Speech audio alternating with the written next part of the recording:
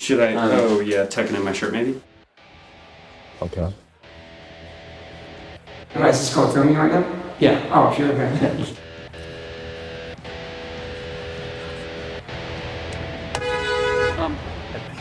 I'm nervous for it too. Okay, just before we start, do you want me to like answer in the form of a question, or is your voice going to be in it?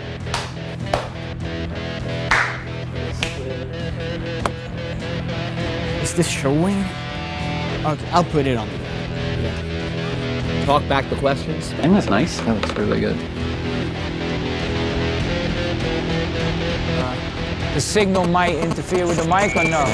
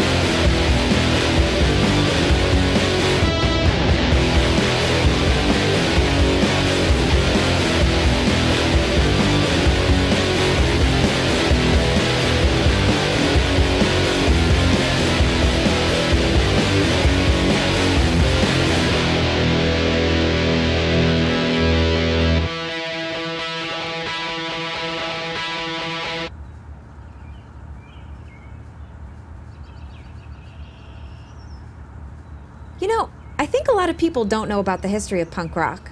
Really? I mean, because I grew up with it, so I know the history of punk rock really well, but you're right, that's kind of presumptuous for me to assume that someone watching, especially if they're not old like me, would know the history of punk rock. So what do you think? What should we do? Well, can you tell me about it?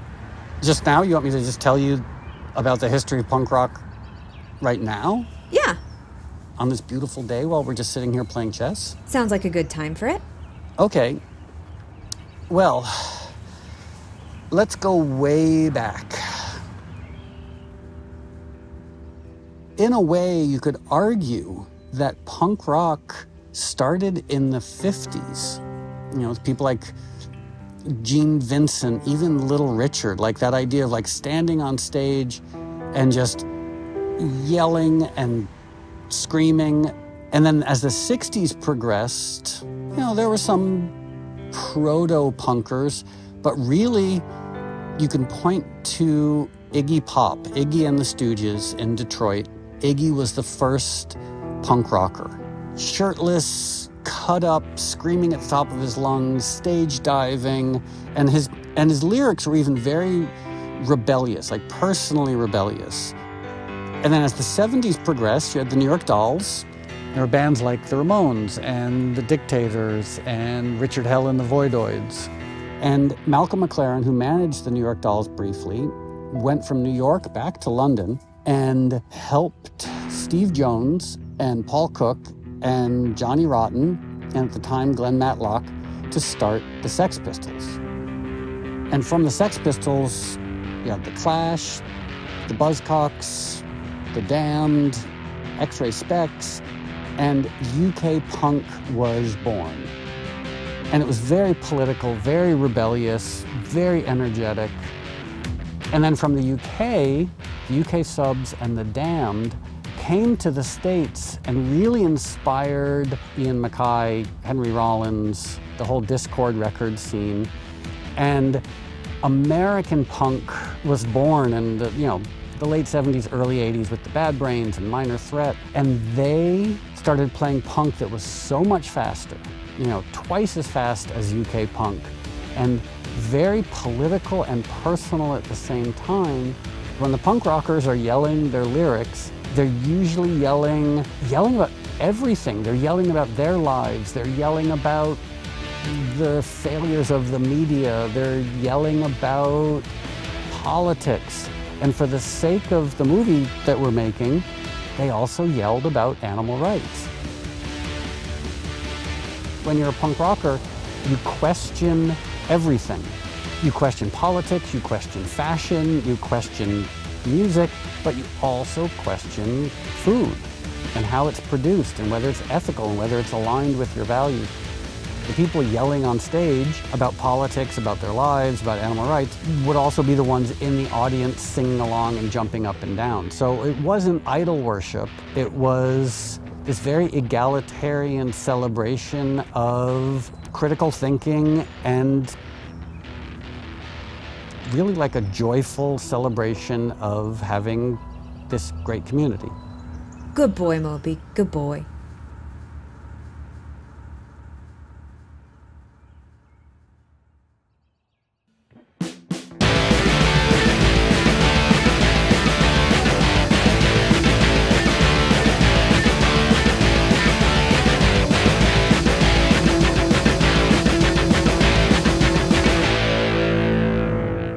Well, I think punk rock means something, It's not just the, two fingers to the establishment. Glam rock had kind of run its course, and everything had gone a little bit country rock. There was Little Feat, Emmylou Harris, and all these kind of, cheesecloth shirt wearing kind of balding hippie guys, on stage going, yeah, baby, my dog just died, and all that sort of stuff. I don't know, it didn't speak to me. The Sex Pistols had their first single, which was Anarchy in the UK. Then a band came along called Crass, who really did have the anarchy thing going on, seriously. It was more than just a few words in a song. They were extremely friendly people and invited me to stay at their commune in Epping Forest. I stayed there for a week, you know, and they fed me, and every day at the dinner table we'd have these discussions and all this sort of thing. And it actually, before I met them, I think I was a rebel without a clue. But when I came out of that week, you know, I was a vegetarian, I was kind of an anarcho-socialist, and they'd really, you know, rearranged my brain quite nicely, thank you very much. I was living in Bristol, in England at the time, and I was working in the hospital, putting plaster of Paris on people's broken arms and legs and stuff, and this girl came in with a wrist problem, wearing these weird clothes. I went, what's the deal with the clothes? And she went, ain't you heard of punk rock? And I went, yeah, sort of. And she went, well, there's a band playing Friday called The Clash. I went, well, I'll go if you're going. And she went, yeah, I'll be there. I went, all right, I'll see you there then. So I wasn't going for the music, I was trying to get into her pants. When The Clash came on, my God, I mean, I was just blown away. I mean, that was literally it. Paul Simon looked 20 feet tall. With that sound, you know, and it sort of woke something up in me. And I was like, this is, I understand it, I get it, it's the terraces, football terraces all over again, and it's this, everything, absolutely everything that's gone before, you know. Hippie, it's all gone, you know, this is the future. Yeah, that was it. For me, and I think a lot of people, punk rock was about complete and utter change. Part of that change is you strive to survive, causing least suffering possible, to quote Flux. And part of that is looking at what you eat.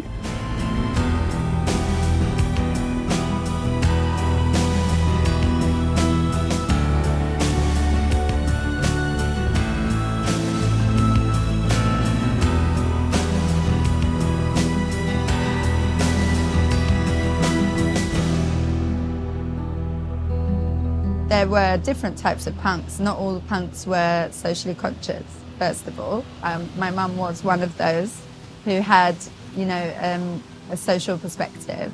The songs that she was writing were interested in, you know, social issues, social justice, for example. Then animal rights, you know, was a big part of that.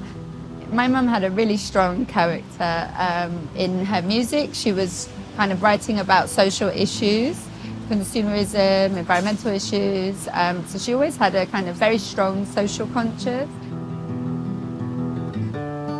It was when she became a Hare Krishna devotee that her childhood vegetarianism was transformed into something a bit more profound, and, you know, the idea that animals are beings that we need to respect and protect as well. Well, yeah, and it's your duty to be, you know, an activist. It's your duty to rebel, you know, as long as you do it in a, you know, but not in a violent way.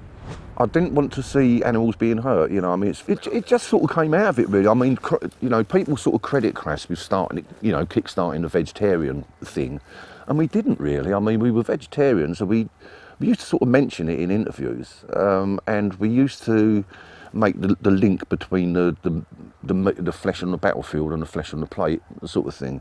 Once that had started, yeah, that became part of the punk movement. So, I mean, although we were sort of instrumental in maybe kick-starting it, you know, it was just a part of what we did. We had an album, The Damned, called Strawberries for Pigs. We went to a pig farm to take the cover, the photo of the for the sleeve. Nobody liked the Damned kind of, we were going on a musical adventure, and we were getting a bit of stick for it. We did this Christmas single, which was a sort of spoof, and at the end, Penny Rambo says, and if you're munching your delicious turkey, I hope it fucking chokes you. And I'm proud to have been in the Crass. You go anywhere in the world and you'll see a Crass symbol somewhere on someone's arm, leg, whatever, or T-shirt or something. When I see how global it is and how many people it's inspired, and the way people come up to me at gigs and, you know, in tears or whatever because they had a bad childhood and Crass's music helped them through it, or this, it's just incredibly humbling. We were already an established band when Crass came along. Obviously, they were more anarchistic than we were. They were more about the political aspects of things. It wasn't about fashion. It wasn't. These were elements. Fashion was element. The music was element.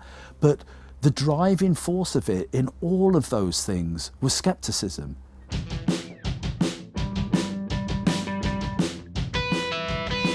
There was clashes, career opportunities, skeptical of the jobs they're just trying to get you to do, meaningless jobs.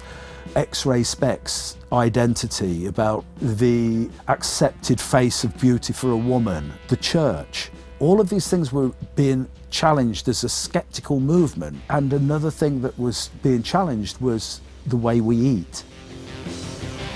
Punk rock is not that to everybody. I think there is a certain stream that came out of punk rock that do, and I think it's actually probably more American than it is British.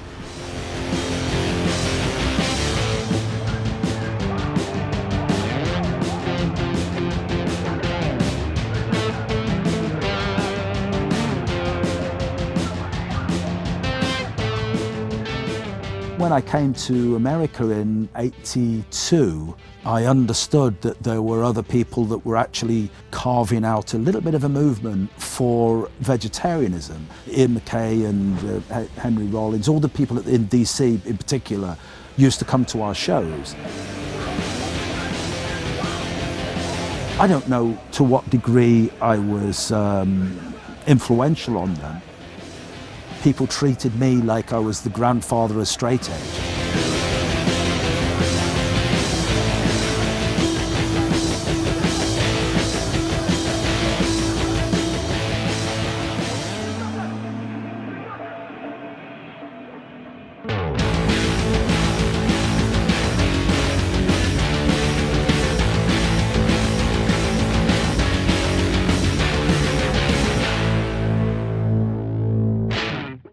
Most people say, why are you a vegetarian? Or why don't you eat meat? And my argument is like, why shouldn't I be a vegetarian? The first person I can think of who talked about tofu was HR from the Bad Brains. It never occurred to any of us about like what we were eating. We just like eat junk food. HR was the one, he mentioned that. I have been talking to some brethren I worked while I was working, and they came to me in Malcolm X Park in Washington, D.C. And they were handing out these pamphlets, and a lot of people there were vegetarians, and I would listen to what they had to say, and that's how we got to be vegetarians. And Crass was one of the groups that in their records would talk to us about Greenpeace and how it was a part of their life and their culture and live off the labor of the land.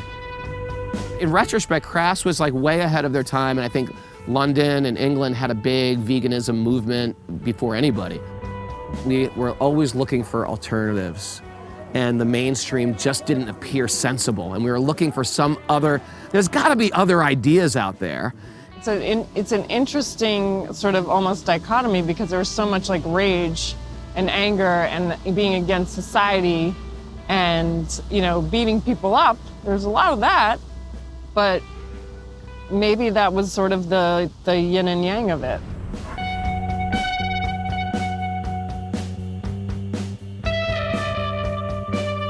For me, it was, you know, as it was so strong for so long, it was like not even a question after a certain point. Being into punk music and hanging out, you hear a lot of all different types of philosophies going out there. You hear about anarchism and nihilism, and it was all sort of confusing when you're 14 years old. Even straight edge, I didn't get into it from hearing the Minor Threat song, although I loved Minor Threat. I was rebelling from a Connecticut high school life and mentality. Pumping a keg, drinking a beer, getting drunk, sitting around trying to like ruin this computer that we have, the brain, just by pouring alcohol on it. So I was like, I am not like that. I am different. I am into punk. And so as I like sort of like came into my own, I thought, you know what? This message is important. I'm gonna rally behind the message of clean living. Minor Threat coined that phrase. I just ran with it, and we started creating a whole, now it never was planned. This is just what me and Purcell believed in. We moved to the city to do Youth of Today, and so we were doing Youth Today, and there was this whole kind of like straight edge explosion that was happening in the hardcore scene, and at CBGB's and all these bands like Gorilla Biscuits were coming up. And it was at the same time me and Ray were getting into vegetarianism. And so we started talking about like, hey, you know, should we sing about this stuff? I remember we actually had talks about it. And then we just kind of like figured out together, like hardcore means you bash out a few chords and you get up on stage and you sing about the things that are important to you. So we're like, let's just do it. Like, we're into this. You got up and you sort of made noise, and we preached about straight edge.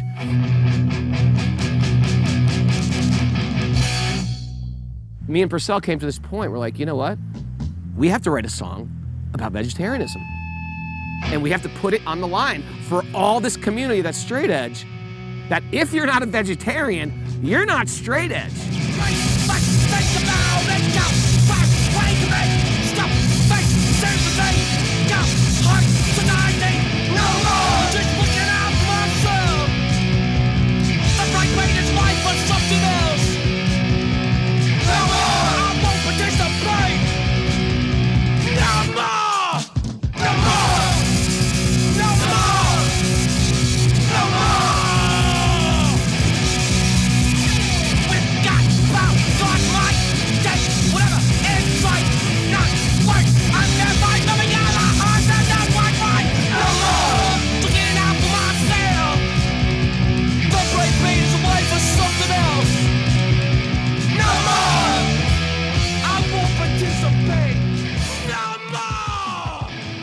I got into punk at a super early age. Like, I went straight from Kiss, like right into the Ramones, right into the Sex Pistols, right into Black Flag. And I remember Dave MDC was saying all this stuff about vegetarianism for the whole set. It's not natural to eat meat, you know, we have sideways moving jaws. He's actually kind of explaining stuff about vegetarianism that was really sort of like, I've never heard of this before. Like, I never even knew there was anything wrong with eating meat. Bugs Bunny is a friend of mine. Eating him I feel like Frankenstein. And I'm wishing Daffy lots of luck. Cause Elmer Fudd's a hot duck. And she may about a little fricassee. But come on down into the chicken swamp with me. And so I talked to him after the set. And I said, well, what was all that stuff you were saying about vegetarianism? He was like, vegetarianism is the way, meat eating isn't natural. Why are we falling in love with these cartoon animals on TV? Why, you know, are we so nice to our dogs and our cats? And why are you so ready to eat an animal? It just came really quick to me. It's just not thinking about all the ramifications of what birds feel like in those cages and what the slaughter industry is all about. I really was a songwriter and a musician. Now just where to put that, and punk was just the perfect place. In Austin, Texas, and people would come down. It was the first punk rock acts, you know, Sharon Tate's Baby, and people that went on to become the Dicks and the Hunts.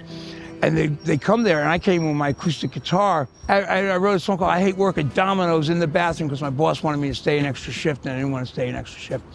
And I took it down to the punk rock club and played it for everyone. Everyone loved it. And all of a sudden I was like, oh, of course, I'm a punk rocker. I knew the Cro-Mags, and I knew Harley, and I knew John Joseph. And they're both hard-boiled New York City characters. Right away, John Joseph and Harley were like, so you're a vegetarian? They'd ask me a lot of questions. And they got onto it big. Just to complain about some shit and offer no solutions, you're gonna run out of fucking steam. If we want to be a real revolutionary, you want to be a real motherfucker punk rock and a real hardcore, you stand up for what the fuck is right. The hardcore scene has turned out some fucking revolutionary type people, man. The guys from Shelter and Ray, Purcell and Toby and then, you know, the offshoot of all those, then you got Travis Barker and fucking everybody that's come after that. But it all comes back to that one candle, and that candle is the Bad Brains. I didn't know how much of an inspiration I was to them. They would come to me and say, well, you guys inspired us, and we want you to know that if it wasn't for you, our lives wouldn't be the way it is. And you changed my life, and just different positive things. You know, Burn had a song called Shall Be Judged, about kind of like, so like, who's the winner, who's the loser here kind of thing? Like, are we empowered to do this? And I think that was an important song for me, and other folks have shared that it was relevant for them at the time. Tomas from Beefeater, he had become a vegetarian. And there's a song on there actually called Dog Day. It's about a dog walking down the street and walks by a slaughterhouse and like looks in the door and he sees all these cows. Like, what's going on? These cows are being hooked up and like dragged around and had their throats slit. And he's like, wow. And he's wandering in and he accidentally slips and gets pulled up into the hook and the machine cuts its throat. And then all the people gather like, oh, poor dog, you know. That song, that's a great song. It's on the first Beefeater record. When I saw those animals be killed and the way they just treated them like they were a commodity, like they weren't even living beings, it fucking resonated with me deep. The thing that I noticed when I stopped eating meat was the change in my consciousness. I grew up with violence all around me, and then once the Rastas told me and the Bad Brains said every second of pain that animal had to suffer, you're ingesting that. And then when I find out, yeah, they falsely impregnate these cows, they rape the cows, they take the mothers cry for their babies, and I'm like, I can't fucking support this. I can't support these industries. It's amazing how much there's meat culture. You know, it's so pervasive, and you don't even know until you fucking think about it. And then it's like, whoa, it's a big deal.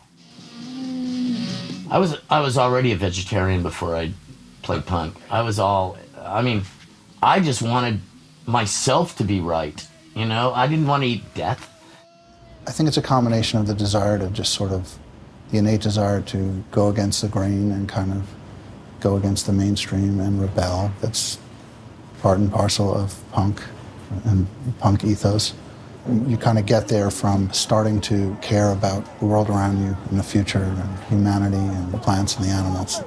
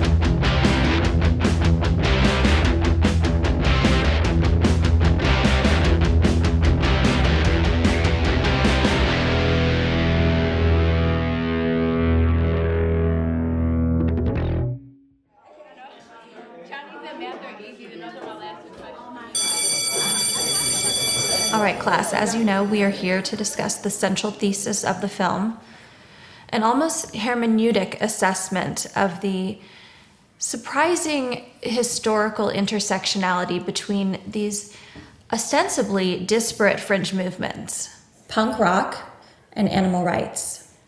So as you know, we typically employ a Socratic dialectic in here, and I thought, given your academic standing and your familiarity with the material, we would just dive right in. Does this discussion go back to the pre-Socratics? Technically, no. Well, we've been looking at this ethically, quite ontologically. You're right. This does seem like an almost postmodern deconstruction of intersectionality. Literally, I think cows are cute. I also think cows are cute. It's hard to employ any objective criteria in this dialectic. Miss Julia, are we allowed to yell? Punk rock absolutely involves yelling.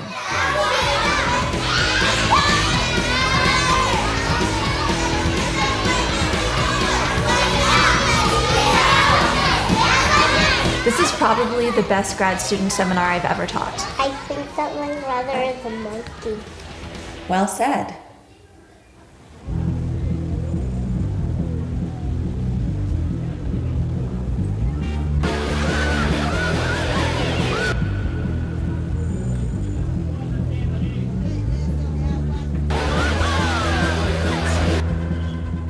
It was 16 or 17, and Youth Today had come to New York from Connecticut and was really the kind of most exciting band at that time. I got asked to join the band, and the prerequisite was that I had to become vegetarian. All respect to Ian for inventing straight edge in whatever way that came together. I think Ray was really kind of the guy that was pushing that agenda. Walter was at the time playing in Youth Today as well. He went on tour with them, and Siv went on tour with them as a roadie. When they came back, they were vegetarian. I went vegetarian for all the wrong reasons, because it was cool, and because these people I admired did it. Yeah, yeah. And then I actually started reading about it, and it made sense. It became such a part of hardcore and punk rock. You know, it was just expanding the circle of compassion to include everything. So it just seems to fit perfectly to me with the whole ethos of what punk rock is supposed to be. It was great finding out there were a lot of other people that were similar-minded, you know, especially in the hardcore world. It was pretty easy to find that, like all the guys in Youth Today, Gorilla Biscuits, Siv. I was friends with all of them, and so I was always around that type of scene. We're punk rockers, so we wake up about noon and go to the soup kitchen, and they would always just have like sort of beans and bread, not even really veggie burgers. It was some sort of like a lentil soup and some beans and rice, and that would be the staple. And so that was kind of a vegan thing too. All the punk bands would just go there and eat because it was free food, and we'd be doing something else all night and we didn't have any money, so yeah, we'd just go and hang out and eat food. We're not the normal people. We don't do what normal people do. We don't go and hunt animals, you know, we're not fucking Ted Nugent. We don't do any of that stuff, you know. If anything, we're going against the grain. And against the grain has not necessarily become mainstream, but it has an awareness that punks sort of grasped onto early on. You're not doing it because you're punk, but you're not scared to be different. And that's why I think the scenes embrace it so much, because we have no fear in being individuals.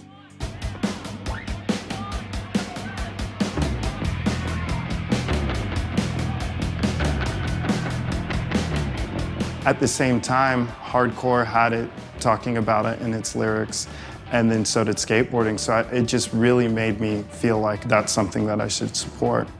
It just became like this conscious thing, and you know, the reason why we were being vegetarians was for the animals. We were all skating in canvas shoes, and we were really, you know, always getting Vans that were canvas, and being really conscious about that. And I think it's kind of funny because I don't think any of us were thinking about health. I think we were thinking about the animals more. It was the straight edge community that really opened my eyes to what was really happening and saying, you know, it's not okay. It's not okay to abuse and murder animals for your own joy and detriment, not benefit. When you play music like that that's aggressive, to go on a tour and continuously perform at a high level, you got to be health conscious, you know, it's like being an athlete.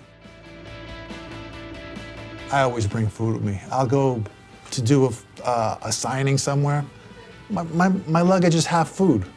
It's oatmeal and protein powder and, you know, peanuts. I was with Elisa, and we were first starting to date, and she showed me all the videos, you know. They were horrifying, and I watched them, and we just sat there and cried, and I realized that I was paying people to do that. You know, a lot of people don't understand that. They think, oh, well, you know, I'm not killing it. Yeah, you are. You're paying for somebody to kill that for you.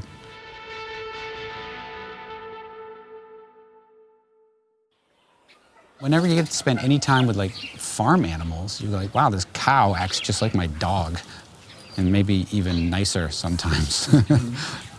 Like these guys are so nice. Like the only reason, like if I could bring them in the house, they would just sit on the couch and fall asleep watching TV too. It should be required at every school that you go to a farm and understand, you know, what's going on there and understand the importance of these animals and have that connection at a really young age, I think is really, really something that should be mandatory. I remember distinctly being a child and realizing that a hot dog is a pig and a hamburger is a cow, and being pummeled by it and being upset because I liked cows and I liked pigs and they were nice and I didn't want to hurt them. And I remember my parents saying, no, it's okay. And that's all it took, being a baby. You know, you're force-fed all this bullshit your whole life about how things are supposed to be, how you're supposed to look, how you're supposed to act, what you're supposed to want, what you're supposed to eat. And then you sort of, you know, discover punk rock and you go, wait a minute, fuck all that shit. I never really thought about it, you know, the intersection of it all until, I guess it was when I was living in New York in the early 80s, and there was that sort of crossover I could, like, where the Hare Krishnas and the skinheads and the whole thing seemed like it all was cooking in Tompkins Square Park. And that's what I would hear about it, you know? The Cro-Mags were playing, and I was like, oh wow, I got it, you know, I already had the album, and I was really, really pumped, but I had no idea what to expect because I'd never really gone to a show. But going there, it just was like a whole different energy, all these different people from different neighborhoods going to the show, and it was chaotic, you know, everybody on stage and jumping all over the place, and just the energy on stage, it was just unforgettable. But I just always remember at the end there was like this book stand, and it was a lot of stuff about vegetarianism and Krishna and things like that. And that was like my first introduction. I was like, wow, I was like, that dude is, you know, believing in this and reading the lyrics, and I was like, wow, it's really interesting. And that was like really clicked in my head to really just think about, you know, what I was eating or what was going on around me. The connection with the animals and people in general is, you know, gone back from beginning of time, and it's something that's, you can't really get away from. It's something so important to the development of society itself. You know, we learn so much from animals, and they're so important. But if you've ever lived with an animal or had a pet or had people that had pets, you understand like how powerful that love is, and to realize that they're a living species and that have respect for that. I think it was a very natural progression for punk rock to embrace vegetarianism, because punk rockers are very conscious and they're very mindful, and they actually are very compassionate. The whole punk rock community came out of resistance and a need for sanctuary.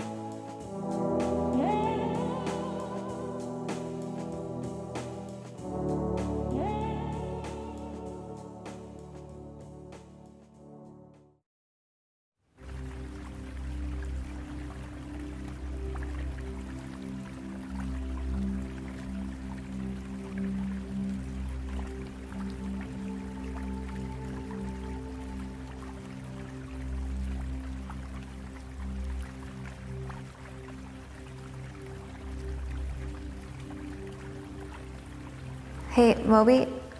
Yeah? What's this music? Oh, actually, this is my music. Really? Yeah. Huh, it's nice. Thanks. So you're like the male Enya. I mean, I make a lot of different types of music. So let me ask you this, if you make pretty Enya music, then why are you making a punk rock movie? Well, good question. As I said, I make a lot of different types of music, and some of the music I make is very quiet, but some of the music I make is actually much more aggressive. When I was growing up, I actually played in punk rock bands. My first hardcore band was called the Vatican Commandos, and we played with a lot of the people in this movie. Ray, Porcell, John Joseph, I mean, they're the Bad Brains. The Vatican Commandos actually opened up for a lot of these bands. So some of the people in the movie, I've known them since the early 80s. So as much as I love electronic music, and as much as I have always loved electronic music, I also really love hardcore punk. And one of the things I've always found, the world of punk rock, it's the activism, you know, it's the politics, it's the animal rights aspect of punk rock that has always really inspired me. You know, a lot of musical genres are kind of neutral politically, and I love that punk rock at its core has this ethos of confrontation, this ethos of activism. You know what, am I rambling on? No, okay.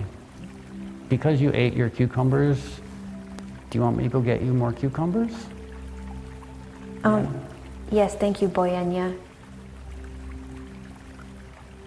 Oh, are we resting in the, yeah, we're resting in this box.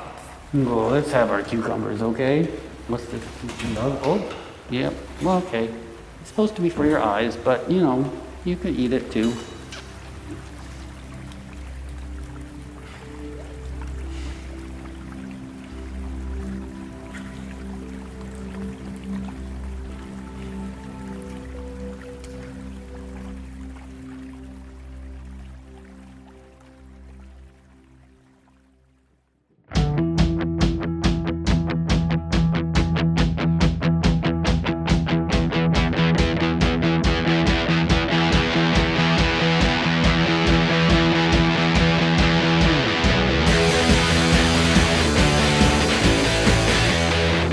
Being on the road with a band when you're a vegetarian in the 80s was not easy.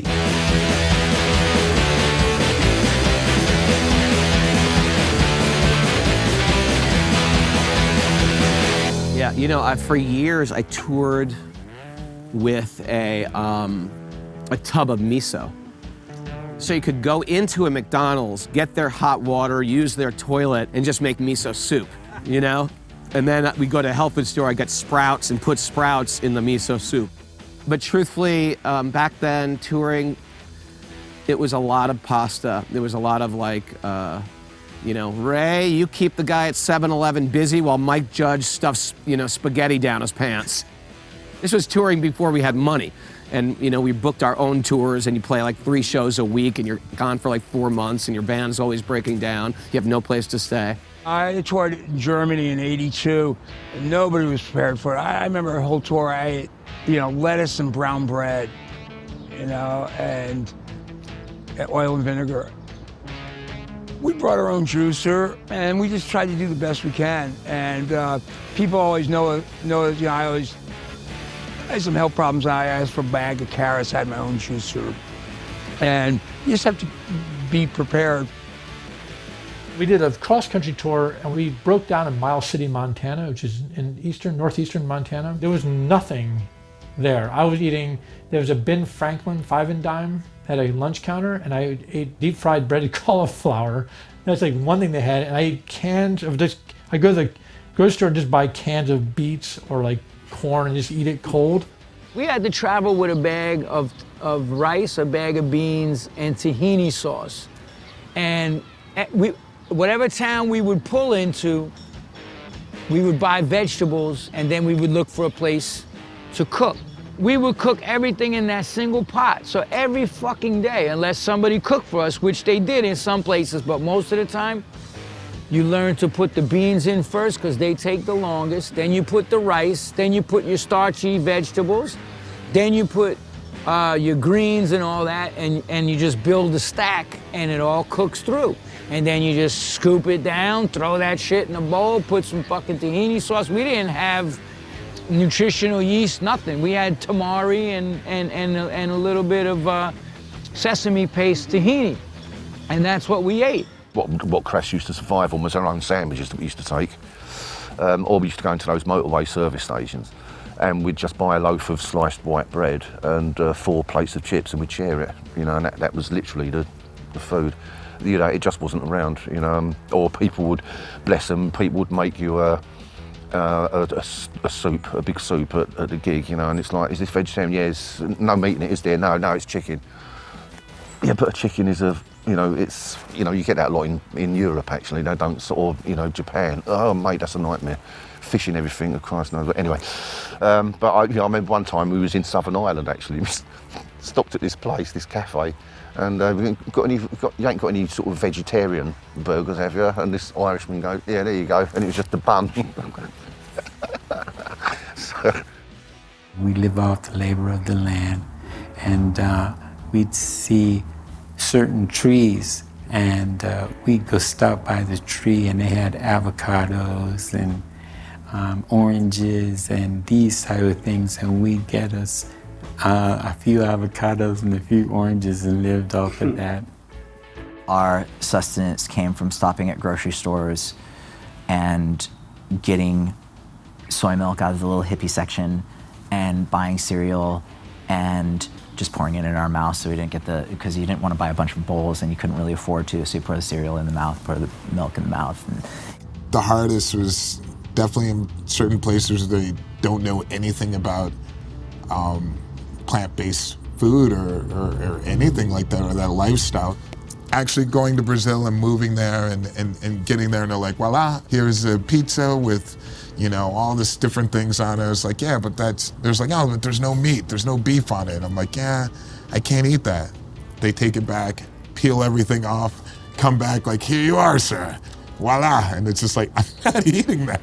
You know, it's just like, it was just like layered in like all sorts of like chicken or whatever, like fat, extra, God knows, but just trying to relate that through and just like starving at that moment, just, okay, I guess I'm not gonna eat today, you know.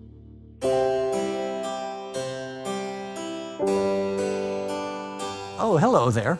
Welcome to another edition of Choral Roundup with me, your host, Richard Hall. On this week's Choral Roundup, we'll be looking at a classic staple of the hardcore punk canon, Cats and Dogs, as originally written by Walter Scheifels and Gorilla Biscuits.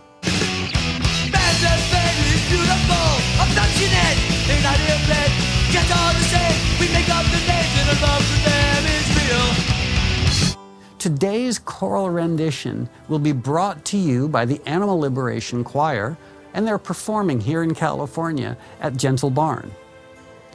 Lyrically, the Gorilla Biscuits and Mr. Scheifels use this song as an opportunity to look at what we can consider a central schism in the way in which many people relate to animals. For many people, they love animals, they love their companion animals, but they continue to kill and eat other animals. And I really do feel like Mr. Scheifels and the Gorilla Biscuits did a very searching, poetic job in looking at this schism. So, without further ado, here's Cats and Dogs as performed by the Animal Liberation Choir here at Gentle Barn. Man's best friend is beautiful, affectionate, an ideal pet. Cats are the same, we make up their names. Our love for them is real. Listen up, I've got to ask, how can we be so cruel? You say you care, that's a lie. My true compassion is for all living things and not just the ones who are cute. So I do what I can. I want to save lives and I've got a plan. Why am I so upset? Don't even own a pet. I'm not trying to press my reel. I'm not the first to say thou shalt not kill. Fool is all, it's all you want to feel. We eat to stay alive, but it's their lives we steal. I think we'd like to change, but most of us are stuck. And cats and dogs have all the love.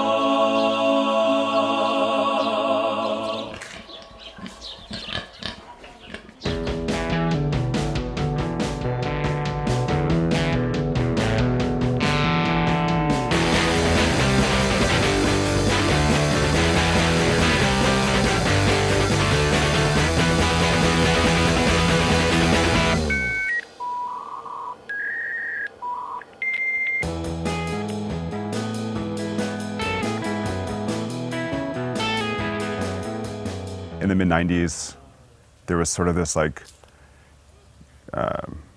revolution of just a million vegan straight edge bands.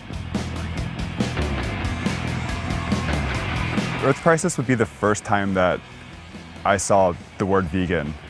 I remember it seemed so underground at the time, and I remember friends debating how the word was even pronounced because it wasn't in the dictionary at the time. So I thought vegan meant like a mad vegetarian.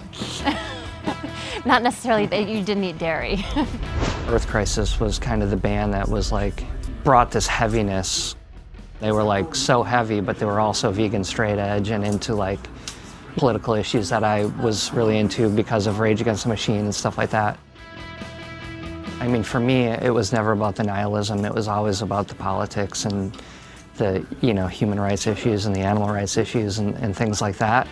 I mean, Earthquakes was the most, I feel like, the biggest advocates for it. It was a central part of what they were singing about. Where some bands were just kind of, we are this, and then we sing about this, you know, or we have this one song about it, you know, but they were one of the bands that were more direct and more, their songs were like, I mean, their songs were about burning down slaughterhouses, you know what I mean? They were like pulling no punches. The first song we're gonna play is one we just made up before on tour. It's about veganism. It's called New Ethic.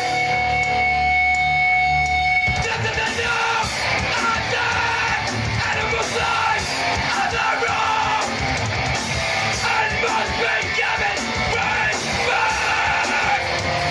Of course, like, we never thought Earth Crisis was going to be as popular as it was. And I think when we started, we were just trying to impress our friends, really. Like most bands. A switch was flipped at some point when we realized this was popular and we felt, you know, this was getting a little bit popular, and we felt like we had a duty, you know, and we were on a mission. We were like, we're going to educate people on animal rights. Like, that's going to be the focus of our band.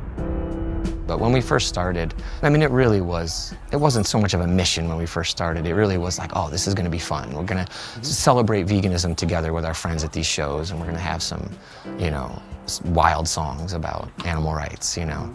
But then, yeah, I'd say somewhere around '93, we really started to take it a little more seriously. We understood the weight that we had and the impact that we were having and the responsibility that we had. Then we took it real seriously. Maybe too seriously at times, possibly. When I became a vegan, it was very much like an animal rights thing. It was very much about animal liberation, and it was definitely bands like 7 Seconds and that whole like cats and dogs with grilled biscuits and no more with Youth of Today. That was definitely stuff that inspired me to stop eating meat. Punk music was a very conscious movement, socially, politically conscious movement. I think out of all the few songs we ever wrote, there's like one song that talks about animal rights. But everything else is about, like, you know, politics, like you know.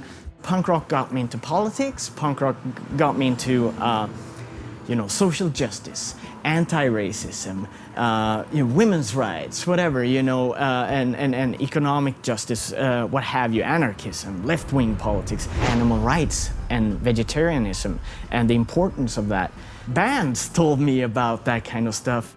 That's why I got interested. They spoke the same language as I did. They talked about the same issues. I got introduced to the concepts of environmentalism through hardcore shows, the concepts around like sweatshop, you know, fair trade.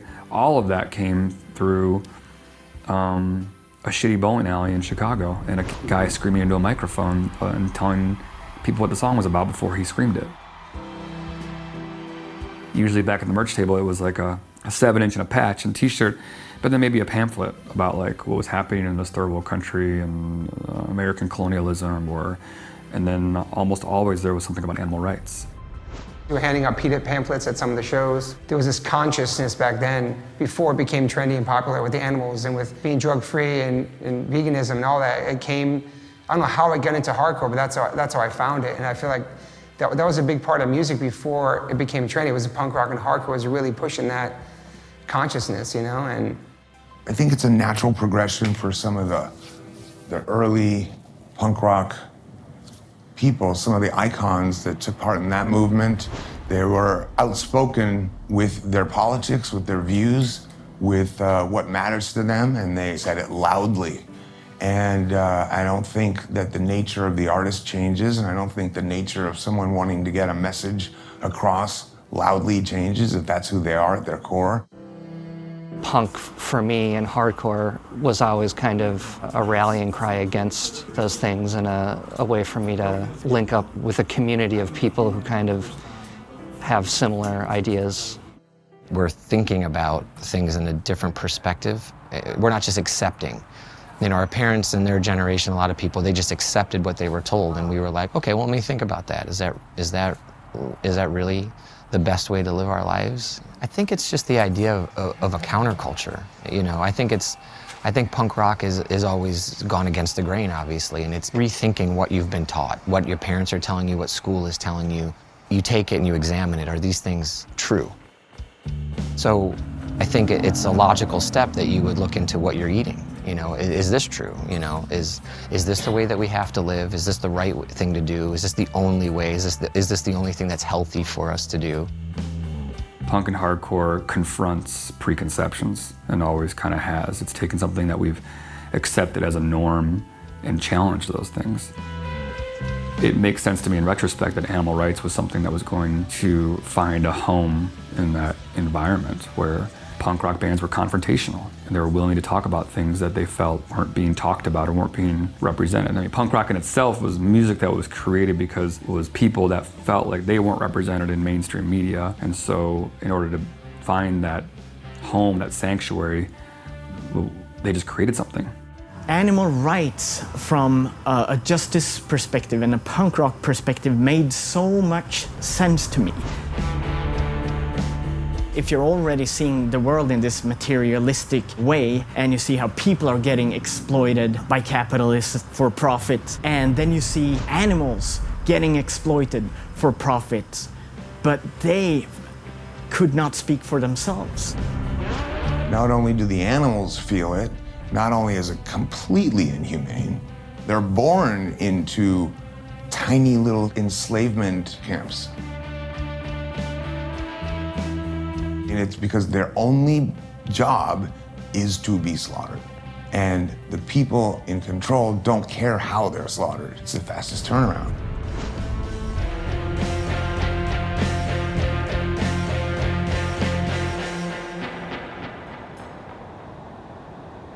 And it's inconvenient to switch that up. You're socialized with it. It's the food you're used to. It's the lifestyle you're used to. But if it never made any sense, then fuck it. Like, it doesn't have to, nothing has to be just the way it is or is told to you. So I went vegan. I was vegetarian already. And seeing how many more things were, for the reasons I was vegetarian, were still basically just as awful, involved owning and creating an animal to keep it in misery, you know? There's an economy built around the things you don't like, and it's not just while you're singing a song or stage diving off of something. Like, you go away 30 years from now in your life as you have kids, that's an economy that's there behind everything.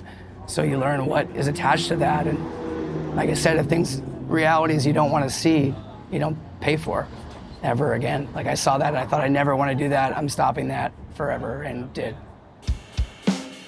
I feel that people who experience hardship can empathize. So if you're introduced to the concept, I think you can relate. I was living in the Bronx and I was coming out of the graffiti painting train scene, and I had introduced myself to punk, like I was saying, and no one would go with me. So I just went to Danceteria. You know, by that point I had a mohawk. My friends in the Bronx were starting to be like, I can't really deal with you. And I was like, well, whatever.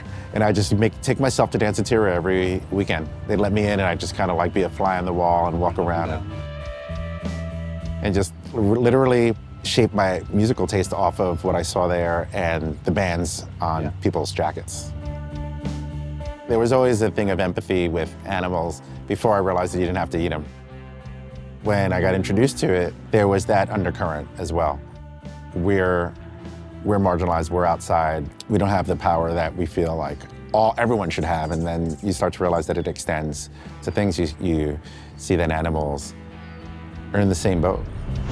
It's sad that it takes footage of dogs crammed in tiny little cages to make Americans go, oh, well, that's terrible, because now it's an animal that could potentially be my friend. But that doesn't mean that the baby seal is just charging through it, no problem.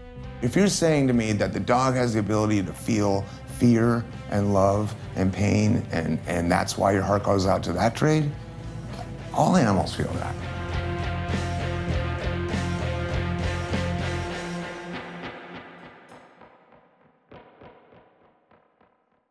My band was on tour in the UK. We were doing Glastonbury, I believe. The bus pulled over in the English countryside for everyone to stretch their legs. and everyone got out, and we just happened to be next to a cow pasture. And it was the old school kind of fences where the cows could come over and kind of stick their heads over the fence, and we all went over to say hi to the cows. And one of our crew guys who had been with us for a long time jokingly said, I'm gonna eat you later. You know, everyone giggled. And I had this kind of moment, this internal like thing, the spark, something happened. I went back on the bus. I remember going back on the bus and just having a moment by myself. All these seeds had been planted, and I always knew there was something bad going on over here, and I just chose not to look at it. We know there's stuff happening over here that we wouldn't be okay being part of. So what we do is we don't look at it. We just put it over here. And at a certain point internally, I couldn't do that anymore.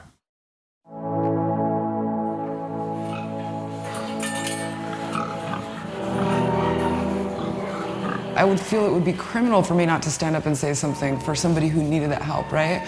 And so what's the difference between that and a being that isn't, capable to speak out or walk out? And I think it is our responsibility to protect these animals in that sense. I was one of the people that in the beginning stages thought that veganism was about your diet. It was just about what you ate and that's it. And the more and more that I learned about it, obviously it's so much more than that. What you put on your plate is like an asterisk when it comes to being vegan, because it's about making a conscious choice. That affects everything from how you eat to what you wear. We tend to exploit animals in so many different ways that I don't think a majority of people realize.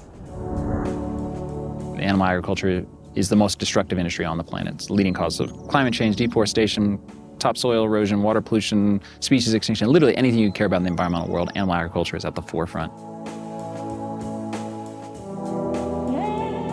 I was super fortunate. I was born vegetarian, so I've never eaten animals. And we were raised with two rules in my house, which was question authority and don't hurt anybody.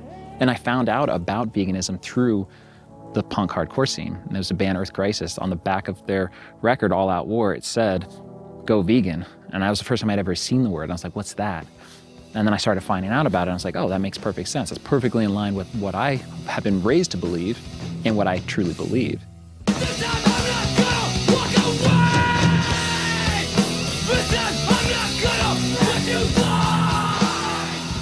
That's what punk rock was about. Punk rock was saying fuck you to the establishment. There was nothing more punk rock than saying fuck you, I ain't gonna eat dead animals.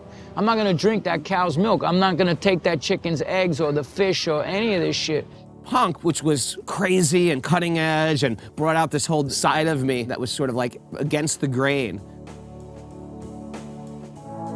For me, there was a connection between, I love this dog. I give this dog a name, and he's a person. He's man's best friend. Yet, this other animal in another shape is a commodity. And this is what's being taught. And as a young adult, I was thinking, that makes no sense whatsoever. I went to the library and found a book called Animal Liberation by Peter Singer. And I thought, oh wow, this makes the most sense I ever heard.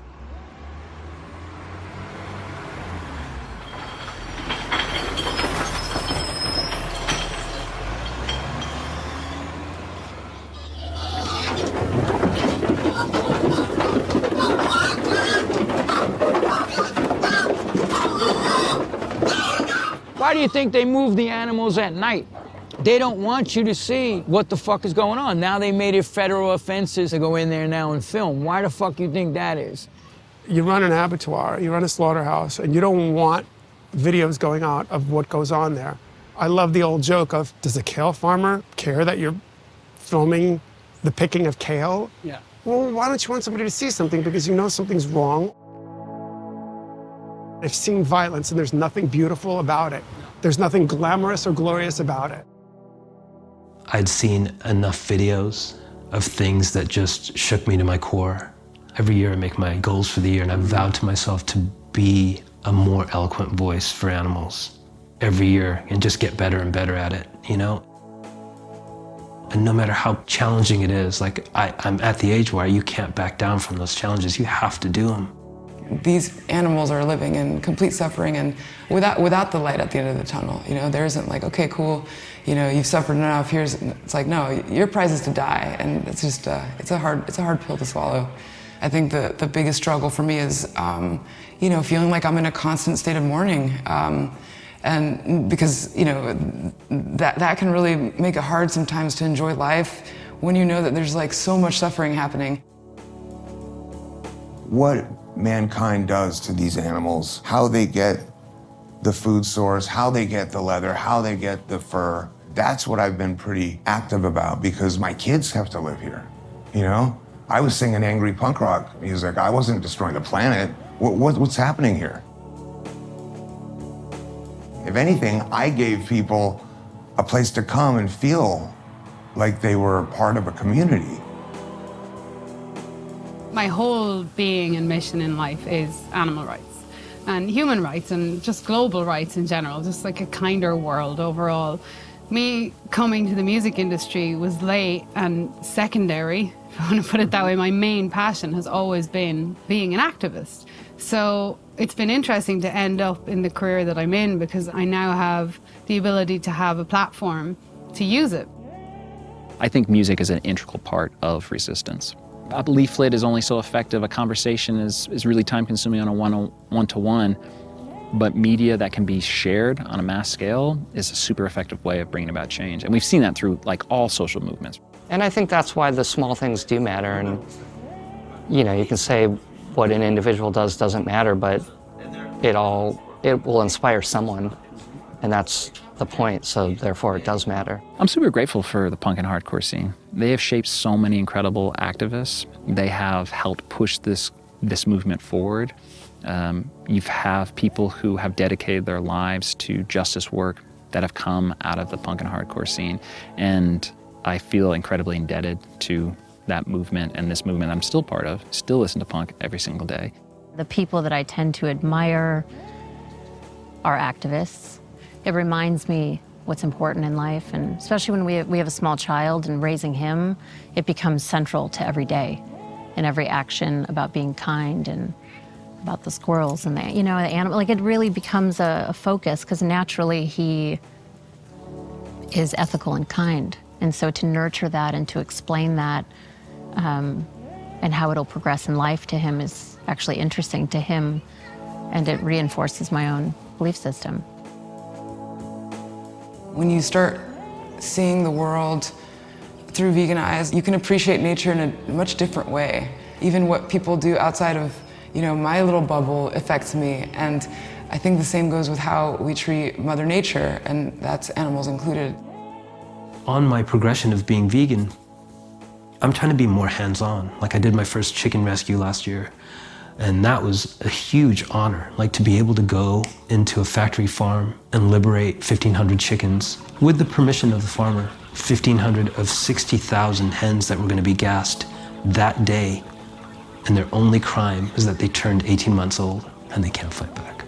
So I vowed to become someone to speak and fight on their behalf.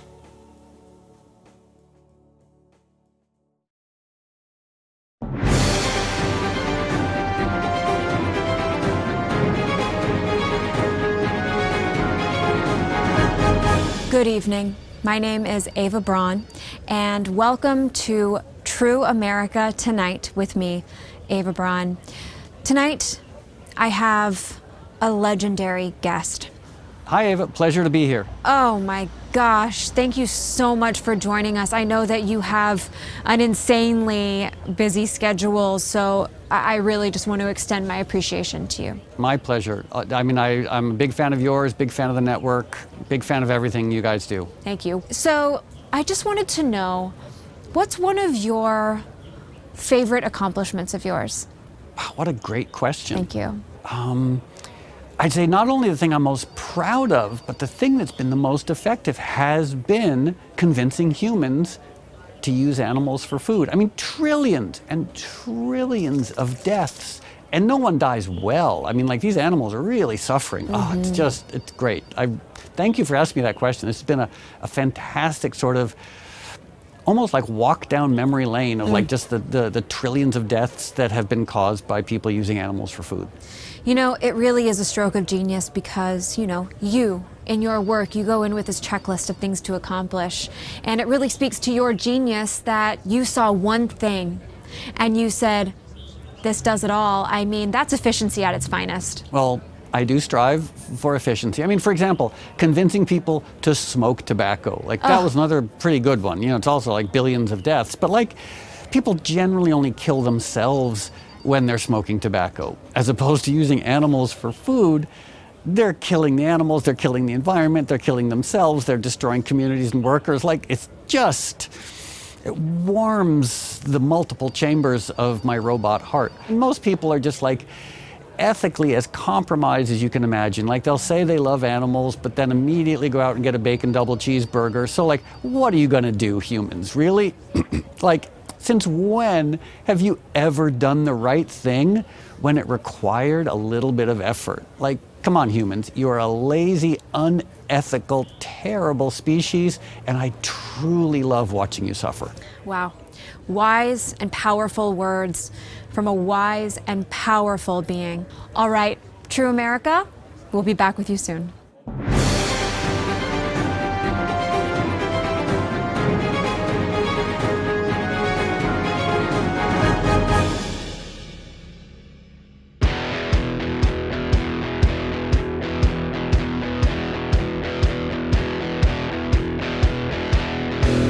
I think punk gave me the ability to pull back the curtain on society in a lot of ways.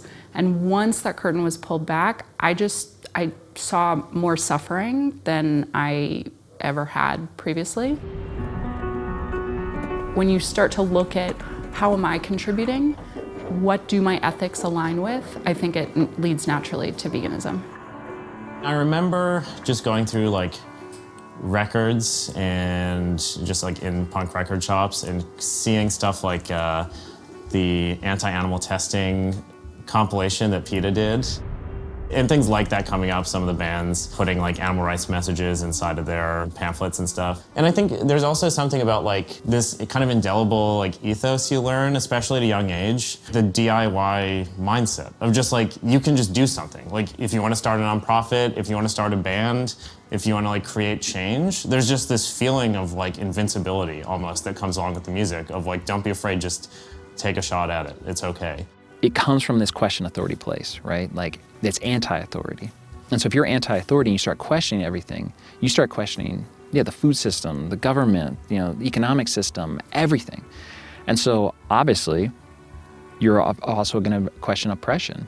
And the oppression of non-human animals is rampant around the world. So I think the punk scene and the hardcore scene in particular is just a perfect ground for that message because it's conscious, it's anti-authority, it's rebellious. I mean, how can you get any more rebellious than say, I'm not gonna eat the same stuff that 99% of the society eats? Like, that's the most punk thing you can do, is be against everything else that mainstream is. In my life, I never drank, I don't use drugs, I don't smoke. I was thinking about like what I wanted to put in my own body. So in the same way, if you think about the food you eat, that's what you're putting in your body, literally putting in your fucking body. So I said it's a logical extension. You know, I used to bust Ian's balls. Did he ever tell you that? Because I was like, yo, you ain't straight edge, you eat all that meat and do all that shit. And then when Fugazi played the Palladium 3 days, Ian seen me and he's like, I'm vegan now. I was like, I'm gonna go fucking get you Angelicas. It's kind of this anti-authority, anti-consumer type thing. Like if you live in a society that, you know, is constantly for exploitation, and you know they capitalize on exploitation of all types of bodies, like labor, you know, animals.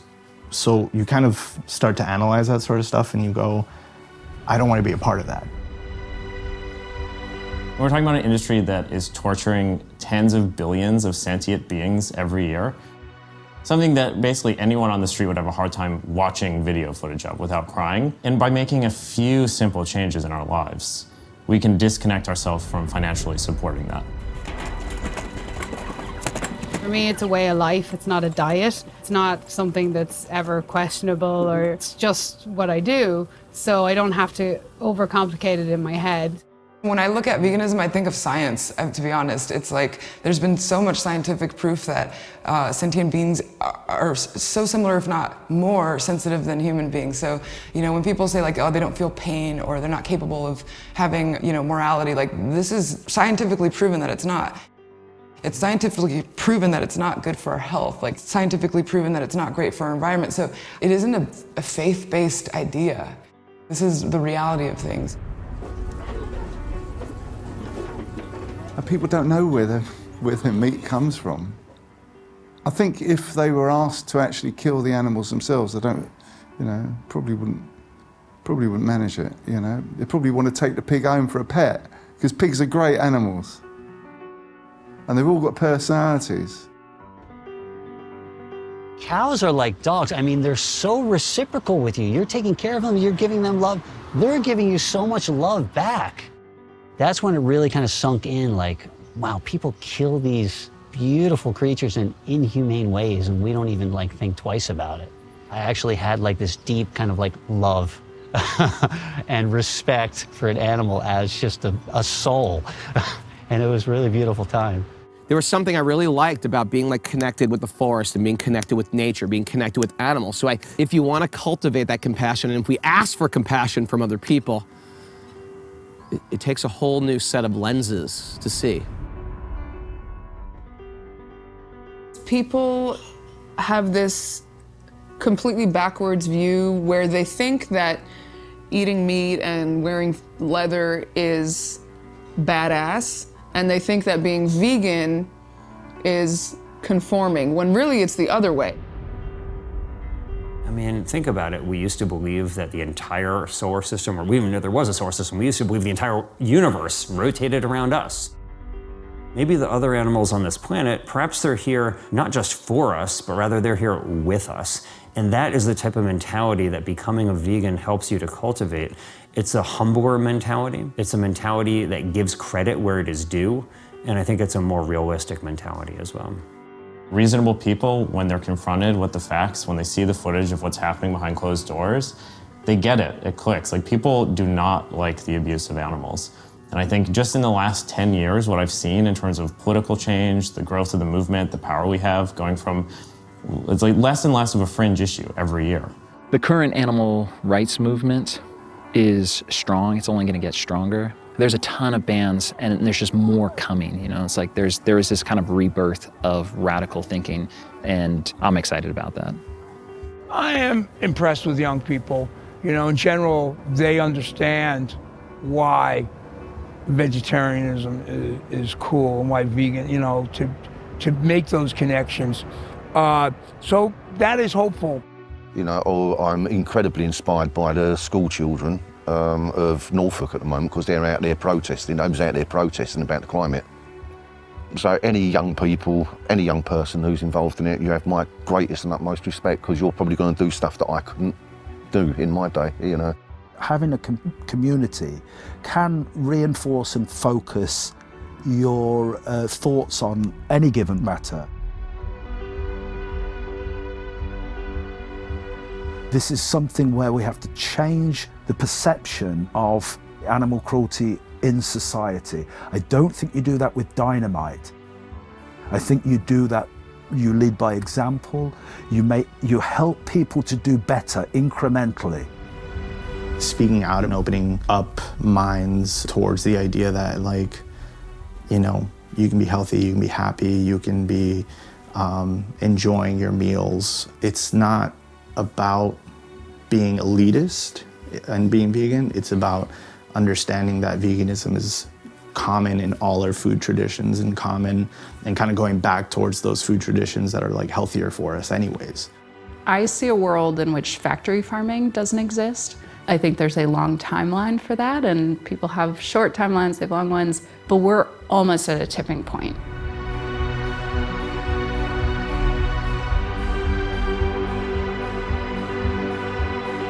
Right now, we're waging a war on animals, and I think for my life, what I would like to do is to try to halt that war. future generations are going to look back in utter revulsion at the ways in which we abused animals, especially farm animals in our era. And if I can help play a part in bringing about that type of more humane society where we treat other animals with the compassion and the respect that they deserve, I will be extremely gratified and will feel like that I did not live my life in vain. So, as this is the first movie that I've ever made, I've had this recurring question of how do I end the movie? And my assumption has been that I have to end dramatically, like I have to end with a big finish.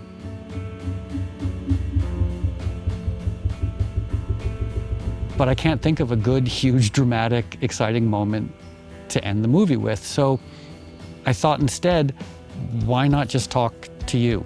And I wanted to talk about the central premise of the movie, the central ethos. Looking at the status quo and evaluating it based on how it conforms to our values. Does it reflect who we are? The whole reason why I'm a vegan, why I'm an animal rights activist, is because this status quo of using animals for food, it doesn't conform to my values. I would say this central premise of punk rock, activism, of questioning the status quo. You look at it and you don't just blindly reject the status quo, you question it. And you say, are there parts of the status quo that need to be completely rejected and replaced? Or are there parts of the status quo that just need to be modified a bit? Or are there even parts of the status quo that can be maintained? And I would say that this current status quo of producing meat and dairy, of using animals for food, across the board just needs to be rejected and replaced. It's not rational, it's not ethical, and it doesn't conform with any of our values unless we are murderous psychopaths. And unfortunately, human history is filled with people, in fact, most people who go along with a status quo that is unethical, that doesn't conform to their values. But we don't have to. And that is this ethos, this punk rock ethos, is if you don't like the status quo, you don't have to go along with it. And you can reject it personally regarding how you spend your money, how you eat, but you can also go out and actively try and change it. And that, I guess, is my biggest hope, is that you look at this status quo and you reject it personally, and you go out and you do everything in your power to change it.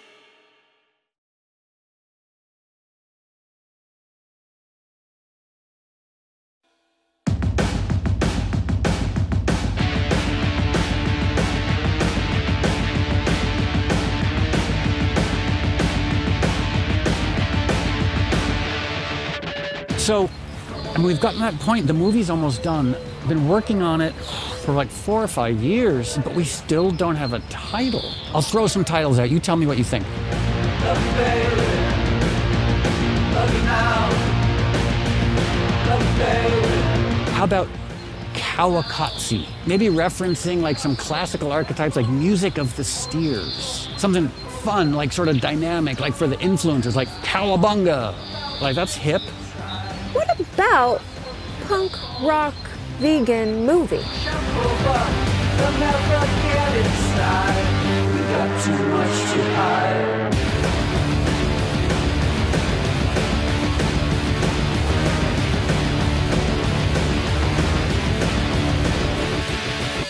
How about a heartwarming work of staggering piglets? Lawrence of Cow Arabia, Night at the Cowseum. The cow shank Cowdemption. 2022, a space cow. Battle Cow Galactica. The Sisterhood of the Traveling Cow. Apocalypse Cow.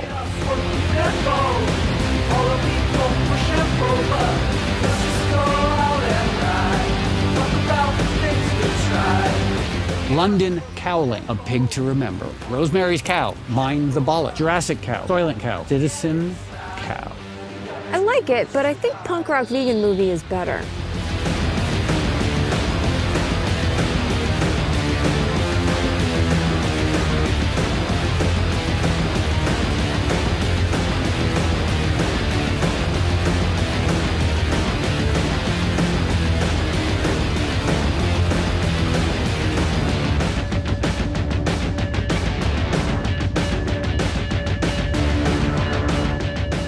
Maybe we just sort of take a page from like Snakes on a Plane, and I was thinking of this other title, like what about Punk Rock Vegan Movie? I like it. Just the Punk Rock Vegan Movie. We might have a title. Bagel. Thanks for workshopping this with me. You really did it.